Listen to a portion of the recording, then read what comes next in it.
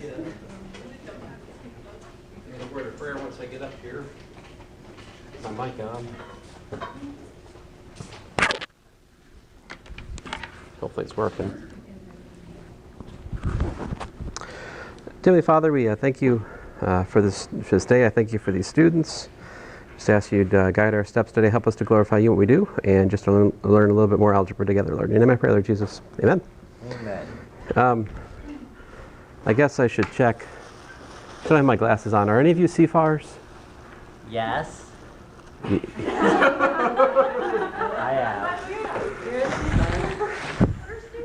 am.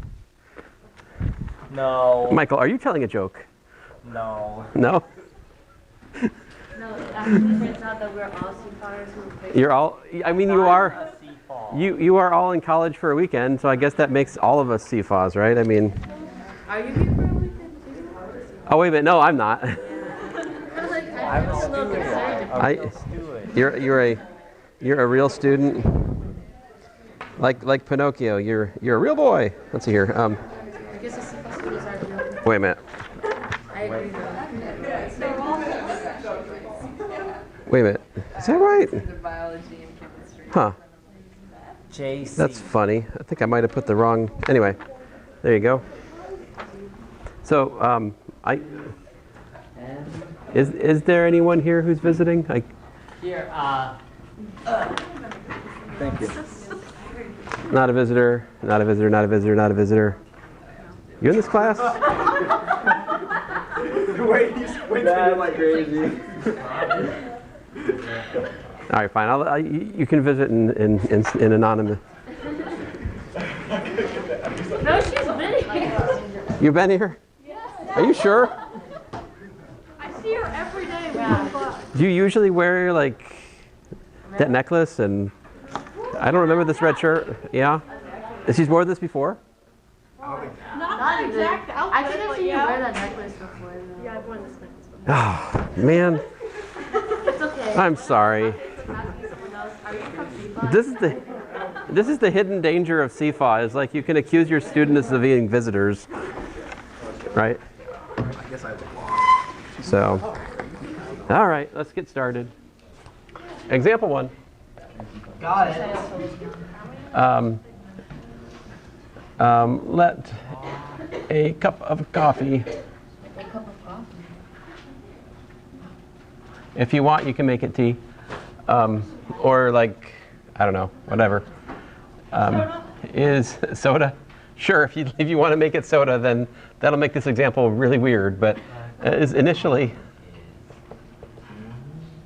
at 150 degrees Fahrenheit. That's pretty toasty. So this is at time 0. All right. Then after, let's say, 20 minutes.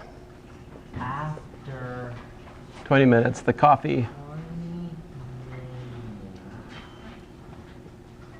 cools to 100 degrees Fahrenheit. All right. If the room temperature is, let's say, 70 degrees Fahrenheit, then at what time does the coffee cool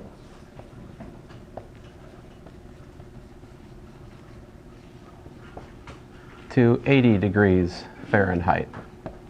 All right. Now, and of course, this problem, it always comes paired with a formula, all right? So I don't expect you to memorize the formula here. Yes, Newton's cooling law, Newton's law of cooling. So let me write that down for us, and let's work through it. This is probably the hardest problem in this part of the course, just because it's got so many moving pieces, and it requires, a little bit of concentration here. So you're also given that the temperature, which I'm going to use big K for temperature, that's kind of weird, but it's what I did, is R plus A e to the minus KT. And I also tell you that this is the room temperature.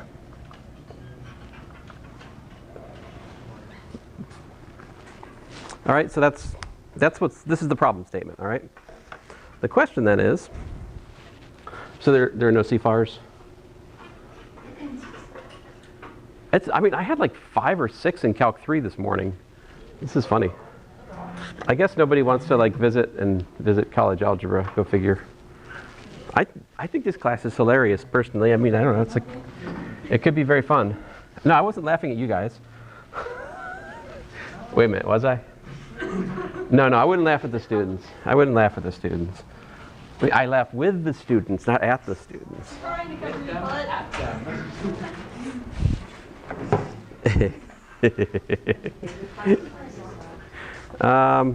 Let's see here. Let me find some working markers.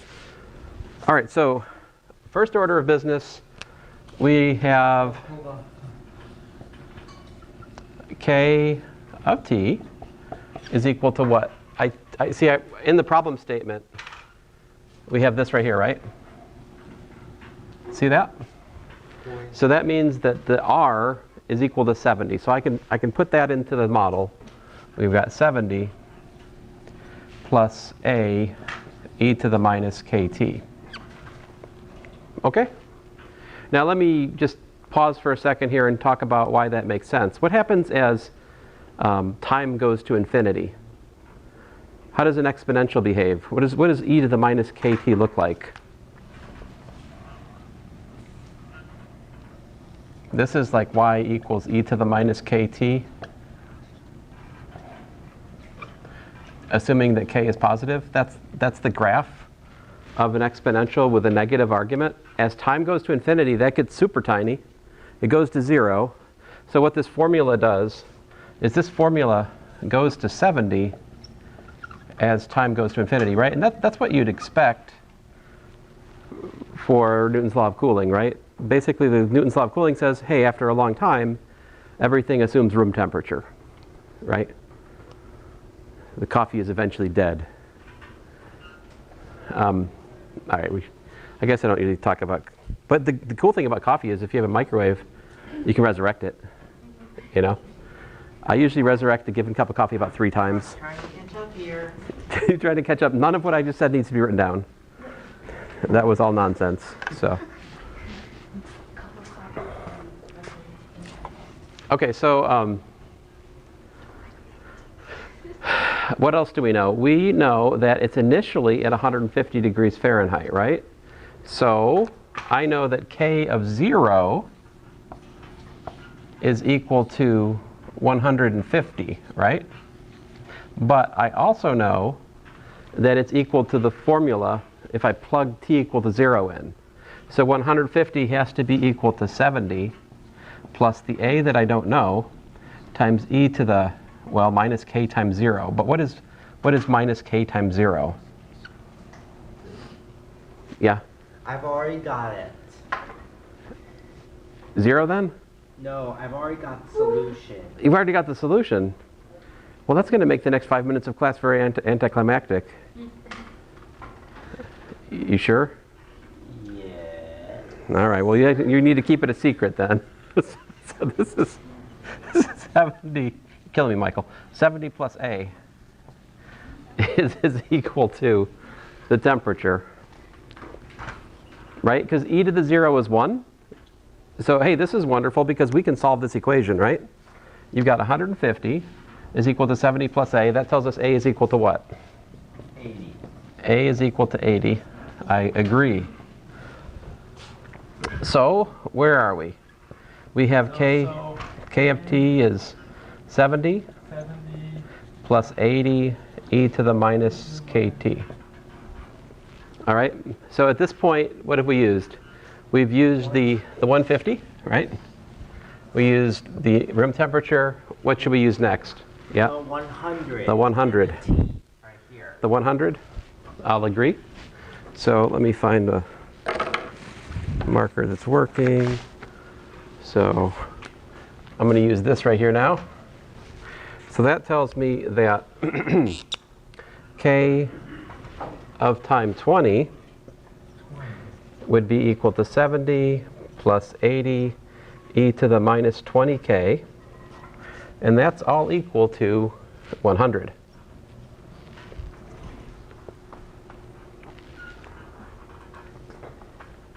So let me just recap what we're doing. We're just systematically using all of the data that we're given in the problem statement step by step to try to figure out all the parameters in the model. Once we've done that, we can answer the final question. All right?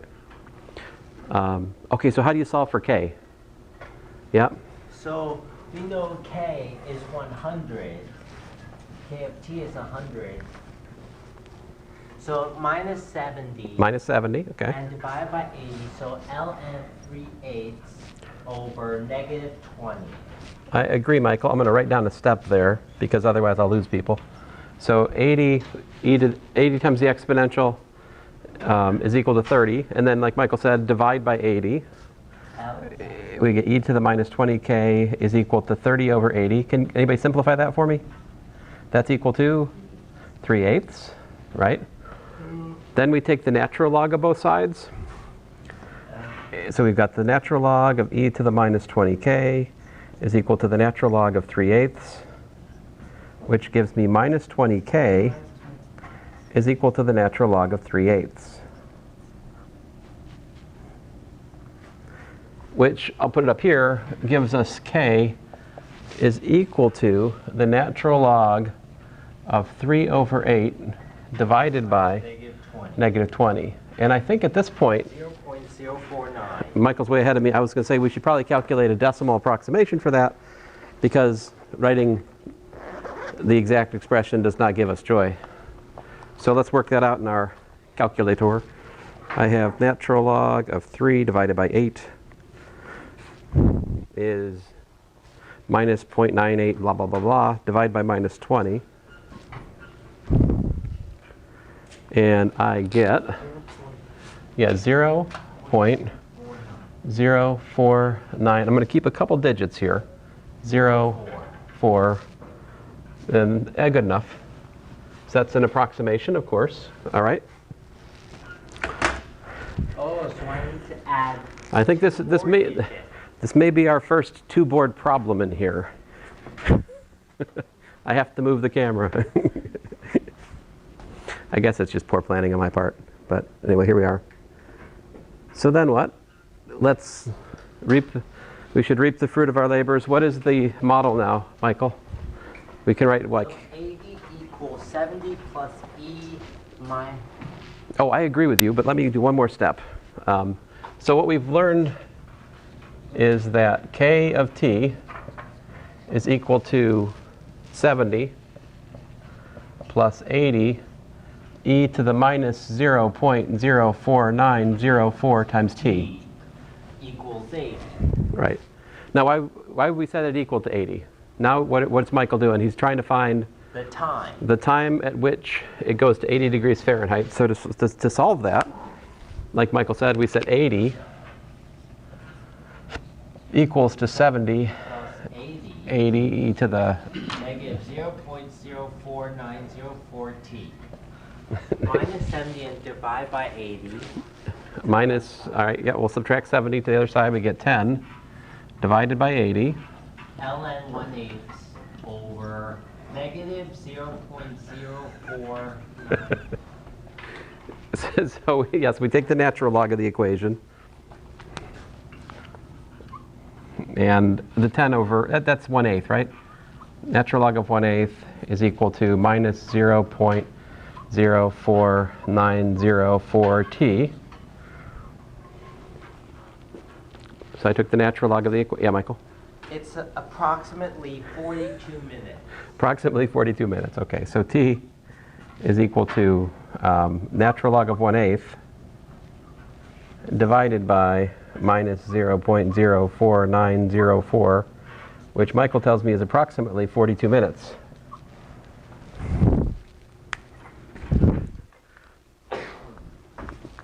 Oh, 42.40 minutes. Yeah, if I keep the numbers exact, what I would get is 42.4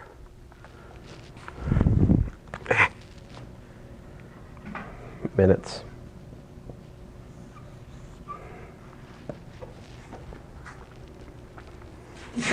Bless you. Any questions? There's a problem like this in your mission, of course, and this is a question I do ask on the test on occasion to separate the A's from the B's. You can do it. You just have to be careful and take it step at a time, right?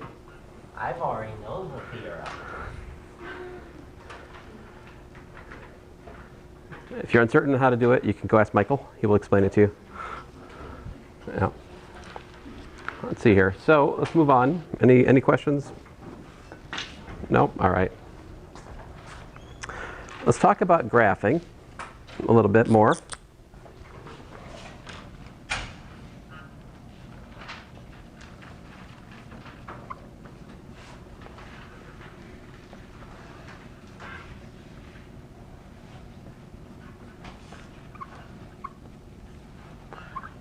So graphing transcendental functions, pretty much our two basic graphs we're going to work with are, on the one hand, we have, let's see here, I'll just draw them up here. There's basically two basic graphs we can play with. The one is the exponential function, all right? So the exponential function looks something like this, right? Here I'm assuming that a is greater than 1, right? And what's the other graph that new graph for us would be, and of course here you notice that the y-intercept is 0, 1, right? And then on the other hand, we have Y equals a of negative x. Yeah, over here we've got y is equal to, well, that's also something we could do, Michael, that's true. But I was thinking about the logarithm. Oh. So these are Interesting. these are our two basic functions that we can add to our list of things we can graph, right? We already know how to graph things like what? Like like a parabola, a line, a cubic, a square root, cube root, absolute value. We talked about all those before, right? The volcano graph. And we talked about how to move those around with transformations. We can also move these graphs around with transformations, right? So let me show you a couple examples of that. Because with a little effort here, you can figure out how to graph a lot of these without too much trouble. For example, suppose I want to graph y equals 3 plus 2 to the x. What's that look like? What are you going to do? All you do, yeah. Move up 3. Move up 3, right? So we take the picture right above, and we just translate up 3 units, right? And the sketch of the graph is something like that. So this one has a horizontal asymptote of 3, right? Let's see here. Let's ask and answer a couple more questions while we're on this example. What's the domain if I call this a function f? What's the domain of this function? What's the range? So the range is 3 to infinity. The range is 3 to, so you answered the tricky one first, huh? All right, 3 to infinity. How about the domain? Negative infinity to infinity. Negative infinity to infinity. I'll allow it. Yeah, that's what we have. Correct. So we can take exponential functions and shift them around like that, for instance. Let's do another one. Example 3. What if we had y is equal to, let's say, minus 2 plus e to the x plus 3?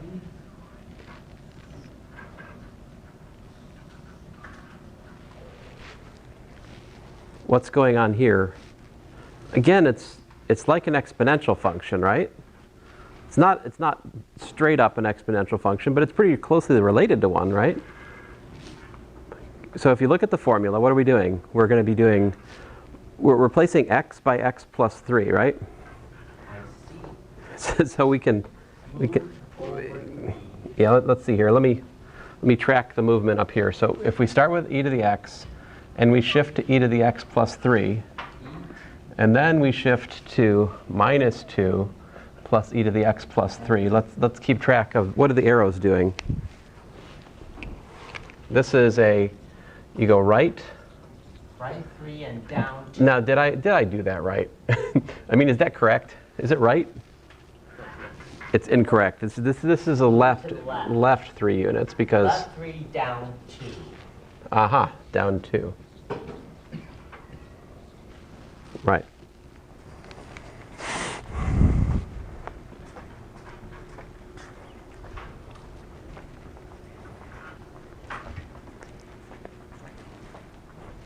All right. Let's see here. Let me shift over here a bit.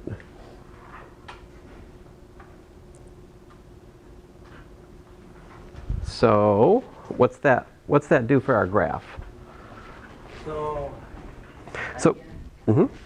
I guess it's e to the 0 is 0. Yeah.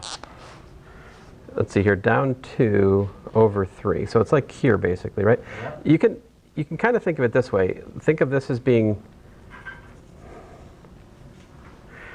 sort of a new set of coordinates, and you can just draw the graph of the exponential as if the green graph, which is it's like this point right here, is minus 3, minus 2. So this is going over 3 to the left and down 2, but it's the same picture as here, just like that. So there you go. Of course, you don't have to draw the you don't have to draw the green lines that I just drew. I'm just trying to illustrate the idea. It's the same graph, just shifted down and over. So what's the domain and range this time? Negative infinity to infinity. And the range? Range is negative 2 infinity.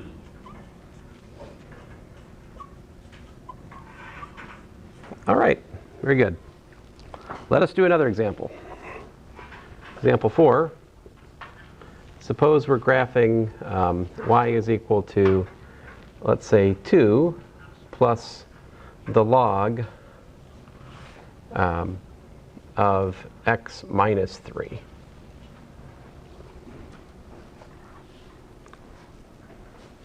So, yeah, Michael? Move to the right 3 and up 2. Right, this says right 3,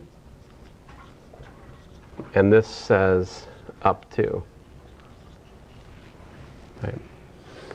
And when we're just dealing with shifts, it doesn't matter whether you do one first or the other, right? Now, when we were doing reflections and stretching and compressing that stuff, the order of the transformations mattered. Like if you did one first and then the other, you get a different thing. But if we're just talking about translations, vertical and horizontal alone, it doesn't matter which order you do them in. So, in short, the graph of this guy, all right, I can just go basically up 2 units and right 3 units. Essentially, I can go sort of draw a new, kind of think of these as the new axes, right? And just essentially draw the same shape as in my template there over here. So it should look something like this.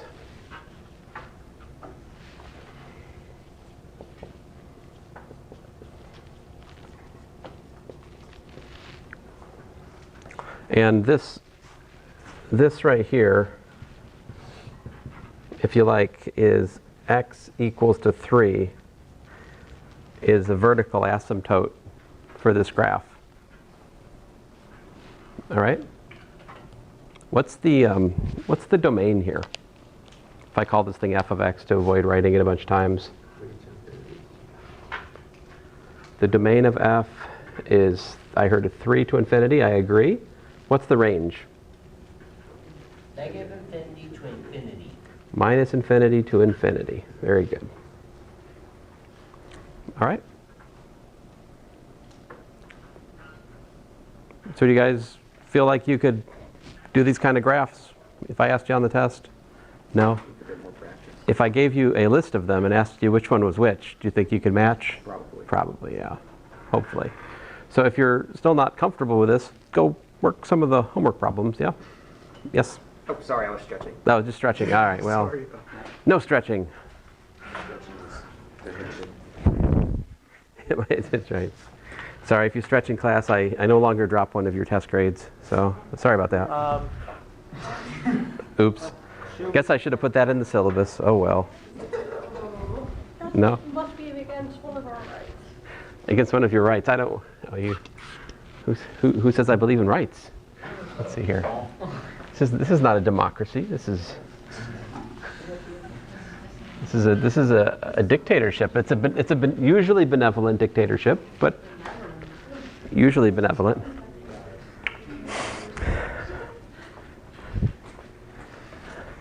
I mean, you rely on me not engaging in various forms of pettiness, but I think you should be okay. All right, let's go on here. Who wants to solve some equations? Michael. All right, so let's do that. Actually, before I do the equations, we're going to find an inverse function again, because we always need more practice on how to find the inverse function, so let's do that.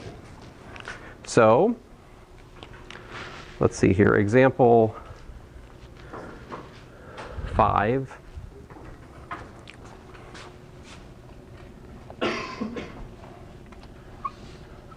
Given f of x is equal to 3 plus 4 times the natural log of x minus 7. Find f inverse of y. All right?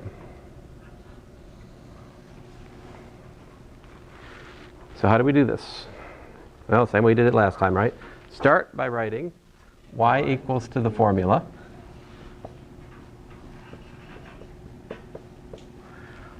And then what? We do what? We solve for x.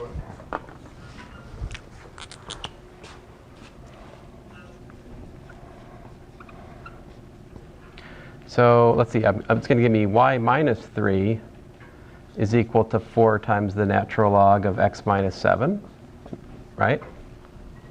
So I'm guessing we divide by 4 next. Divide by 4 sounds like a good idea. We want to isolate that natural log. So we've got y minus 3 divided by 4 is the natural log of x minus 7. Once you've isolated your log, then what you want to do is take the e on both sides. take the e on both sides, all right. So we do exponential of this is the exponential of that. Now, exponential and log are inverse functions, right? So we have e to the y minus 3 divided by 4 is equal to x minus 7. And then the final move, solve for x. Plus 7 on both sides. That's right. X is equal to 7 plus e. And you can also write this as exponential of y minus 3 over 4. This is sometimes a nice notation to use. So guys, like, I use this sometimes. Exponential of x is equal to e to the x. That's a nice notation when the argument in the exponential is getting kind of big and it's hard to see that you're writing it as an exponent as opposed to like multiplication by e. Because there's some confusion over this in this class. Negative 1y equals 7 plus exponent y minus 3 over 4. Right. So there you go.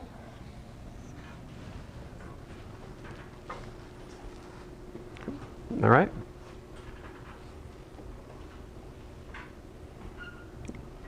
What's the range of the inverse function? 3 to infinity.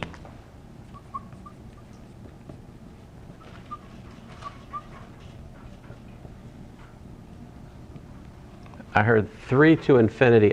No, I don't think so. Think about this. The range of the inverse function is equal to what? Remember how it works?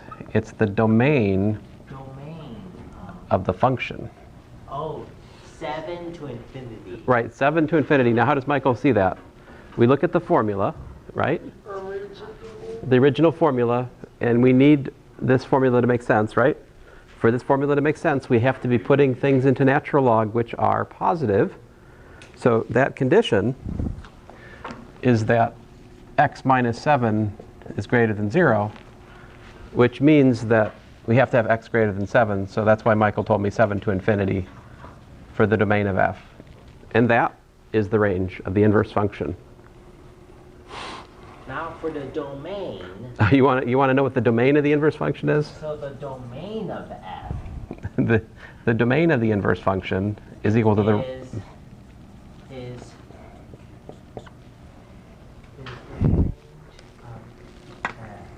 But I would suggest to figure out what, to figure out what I'm just underlining in blue here, I would think about this, and I would think about that in terms of this formula right here. The question is, oh no, when can we put y into that? We have an exponential. When does the exponential break down? It's good for positive numbers, it's good for negative numbers, right? So negative infinity to infinity is the answer there. Yeah. And so like why is it negative infinity to infinity? Well, for the original function, the reason it's negative to infinity is because the graph of the natural log has that vertical asymptote which goes down to minus infinity, and then it keeps going up and up as you go over. So it hits all y values is what happens. What about 7 then? Well, we could figure out when the value of the function is 7. How do we do that? What about 7? When does f of x equals to 7? That's an interesting question, actually, Michael. How would we figure that out? What would we do? So this is a follow-up question from Michael. How would we find that? Do you guys tell me?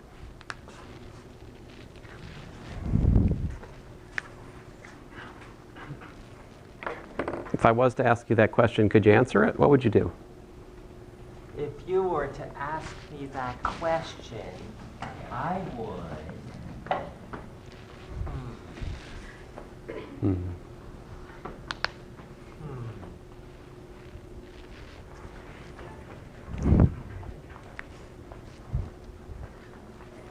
I made Michael think.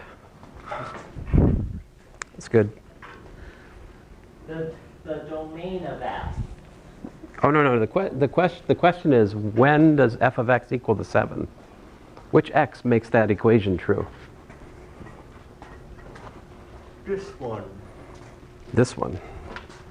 So what I'm really asking, Michael, is for what x can we get 7 from 3 plus 4 times the natural log of x minus 7?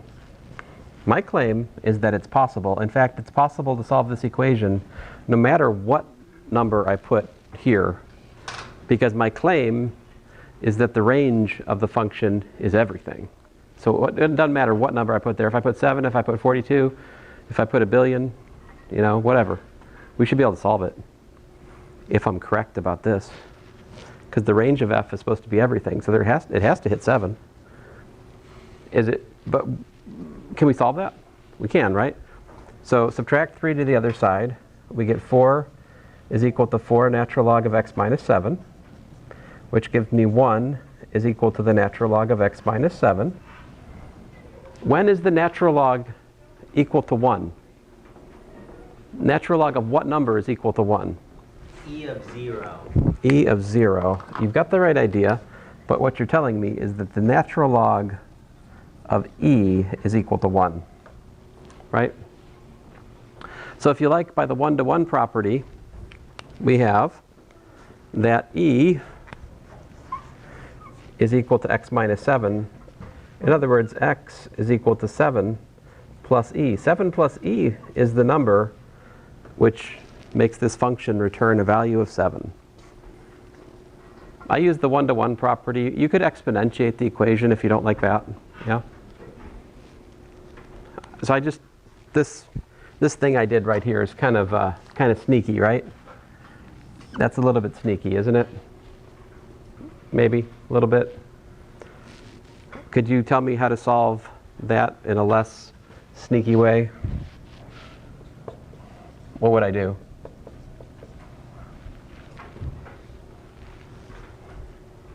If I'm trying to solve, so, you know, less sneaky.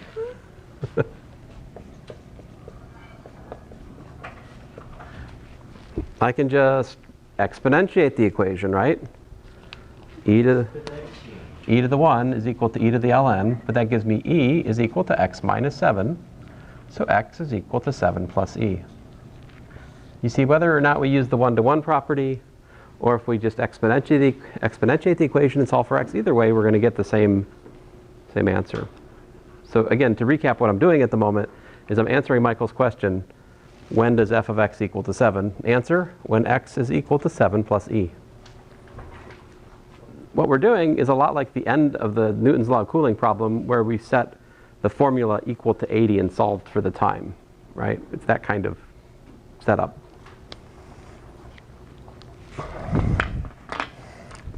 Do you guys have any questions about the mission or anything? Anybody? Nobody? I finished the mission. You finished the mission? Oh my goodness. That's A little help. Oh, with a little help from tutoring. Did the tutoring video send you back to tutoring? Did it inspire you to go? Inspire me to work on difficult problems that I'm unable to do on my own. That's good. All right. Let us solve a couple more problems here, and then we'll be done for today, I think. Okay. Maybe one more problem, really. Let's see here. Example 6. Suppose we're trying to solve the natural log of x squared minus 1 minus the natural log of x is equal to 2. Let's see if we can solve this equation. I'm not overly optimistic. I just made this up. And I'm afraid it might be cubic. And when you just make up a problem which is sort of cubic, well, it might be bad. Although, I don't know. Maybe this is quadratic. We'll find out soon. How are we going to solve it? We use properties of the log, right? So the natural log of the difference of natural logs is the natural log of the quotient, right? So first of all, I can trade this for the natural log of x squared minus 1 divided by x is equal to 2. All right? And then how do I make that prettier? Take the e on both sides. Take the e on both sides, yeah. Oh, I gotta sneeze. Goodness. Woo. Nope. Ah. I win. Sneeze, you lose. All right, so that gives me x squared minus x over, oh, wait, what? Minus 1. Minus 1. Goodness gracious. X squared minus 1 over x equals e squared. Oh, good news. It's not cubic. It's actually... Quadratic. It's quadratic. But it's also ugly. But that's okay, because we know factoring, or perhaps completing the square, or perhaps quadratic formula, right? Now e squared is just some number, all right? So we just leave it like that. All right?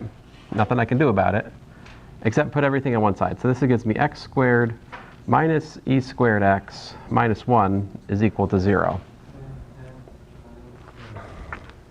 So at this point, I can tell you it's not going to factor nicely, all right?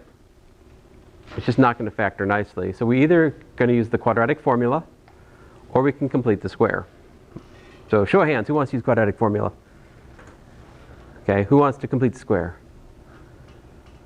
Complete the square has it then. I feel like you guys are just pandering though. You know I want to hear I want to hear complete the square. Good students. Not Michael. Michael, how dare you? So x minus e squared over 2, quantity squared, that's completing the square, right? Because I take half of the middle coefficient, which here happens to be e squared, all right? Then I have to subtract e squared over 2 squared, and I still got that minus 1. Now that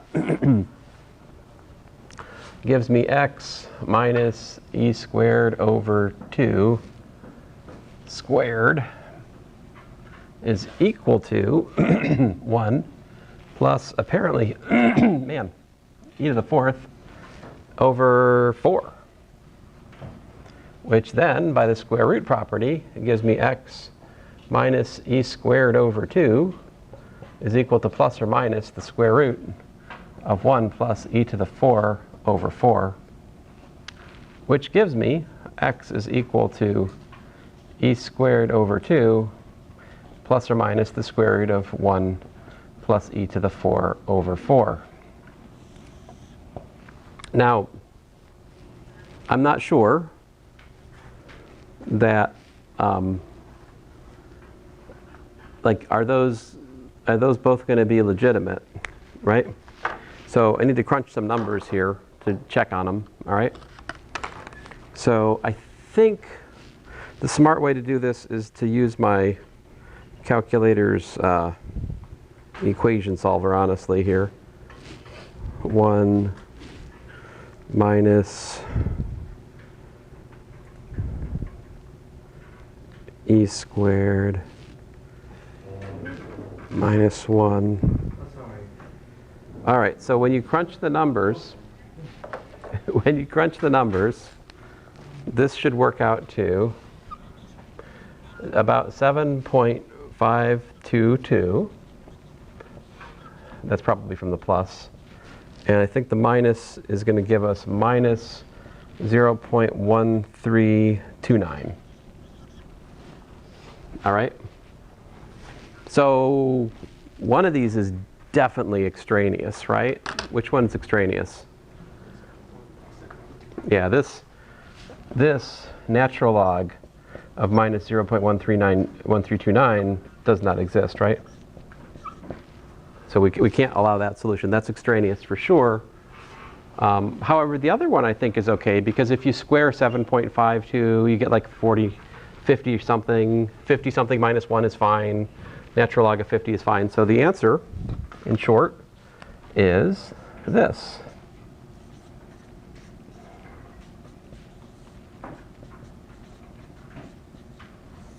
There you go, which of course is approximately 7.522-ish.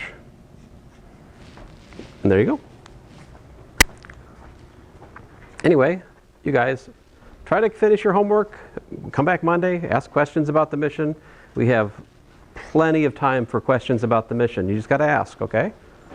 And because I'd like to transition to studying for the final pretty soon, you know, for the sake of the class. But anyway, thanks guys.